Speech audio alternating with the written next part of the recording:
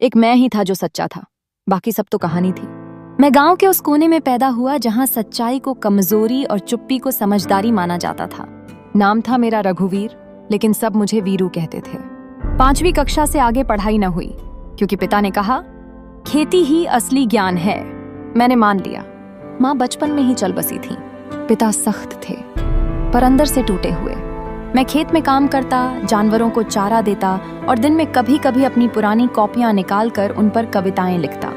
हाँ, कविताएं, वही जो दिल से निकले और आंखों में ठहर जाएं। पर गांव में किसी को शायरी पसंद नहीं थी। सब कहते वीरू अब लड़की जैसा हो गया है, ये सब छोड़ और हल चलाना सीख। पर मैं अलग था, मैं सच्चा था। वो आई थी शहर से। एक दिन गांव में सरकारी सर्वे टीम आई। उसी टीम में थी नैना, एक शहरी लड़की, नीली जीन्स और खादी का कुर्ता पहने। उसकी आंखों में सवाल थे पर होंठों पर मुस्कान। उसने जब मुझसे पहली बार पूछा, यहाँ सबसे ज्यादा दिक्कत किस चीज की है, तो मैंने कहा झूठ की। वो चौंकी, फिर हंस पड़ी। शायद उसे लगा मैं मजाक कर रहा हूँ, पर मैं सच बोल रहा था। उसके बाद वो मुझसे अक्सर मिलती, कभी स्कूल की छत पर, कभी तालाब के पास। हम बात करते, गांव, जिंदगी, सपने, सच्चाई।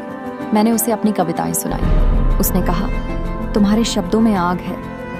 पहली बार लगा कि मैं किसी के लिए मायने रखता हूँ, पर सच्चाई की कीमत होती है।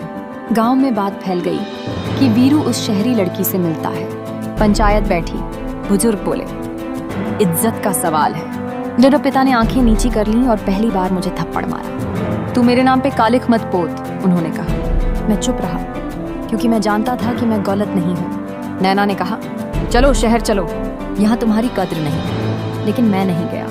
मैं भागना नहीं चाहता था, मैं वही रहकर बदलना चाहता था। लोगों की सोच, उनकी नजर, उनका डर, झूठ का साया।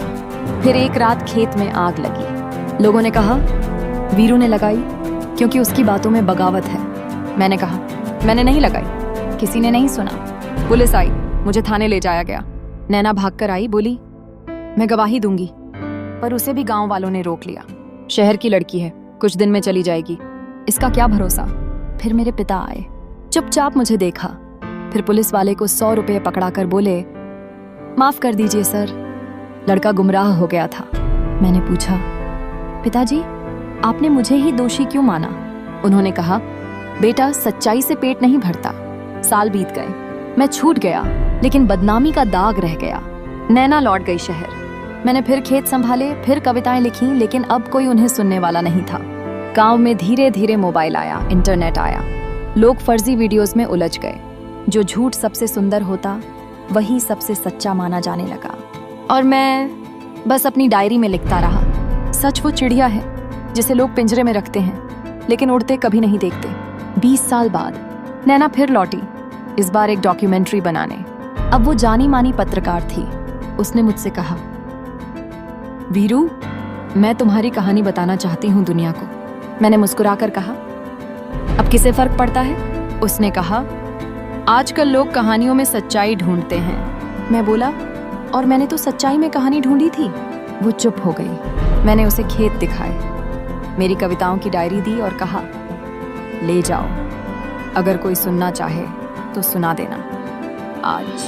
अब मैं 50 का हो चला हूँ। गांव के लोग अब मुझे सम्मान से देखते हैं, लेकिन सिर्फ इसलिए कि नैना ने मेरी कहानी YouTube पर डाल दी थी और लोग कहने लगे वाह क्या आदमी था।